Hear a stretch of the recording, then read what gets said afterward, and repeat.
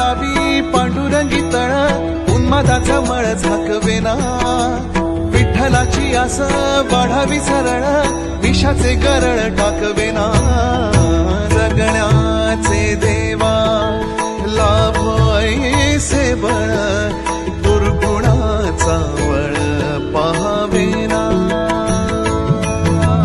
ऐसे लाभो भान देगा देवा दान चरणात ध्यान राहू देगा अमृताची वेळ अमृताचा कुंभ भक्तीचा मृदुंग वाजू देगा विठू तुझ्या दारी भेटला श्रीरंग मन झाले दंग माऊलीचे घडो तुझी प्रीत वाढो तुझा संग जीवनाचा रंग पाहू देगा.